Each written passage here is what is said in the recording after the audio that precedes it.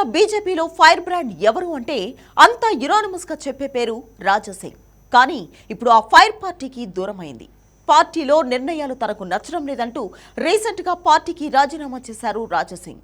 కానీ ఆ రాజీనామాను నేను అంగీకరించను అంటూ నేరుగా కేంద్ర హోంమంత్రి అమిత్ షా రాజాసింగ్ కు ఫోన్ చేసినట్లు తెలుస్తోంది.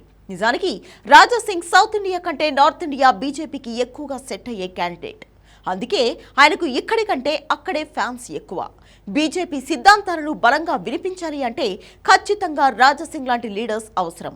యూపీలో యోగి ఎంత కరడుగట్టిన హిందూవాదిగా ఉంటారో సౌత్లో రాజాసింగ్ కూడా అదే పంథాలో ఉంటారు. దీంతో అలాంటి వ్యక్తి పార్టీకి దూరం కావడం మంచిది కాదని భావిస్తున్నారట బీజేపీ జాతీయ నేతలు. అందుకే స్వయంగా అమిత్ షా రాజాసింగ్ కు కాల్ చేసి రాజీనామా నిర్ణయాన్ని వెనక్కి తీసుకోవాలని సూచించారని టాక్ నడుస్తోంది.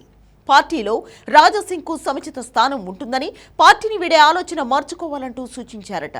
దీంతో త్వరలోనే రాజాసింగ్ మళ్లీ బీజేపీ జెండా పట్టుకుంటారనే చర్చ జరుగుతోంది.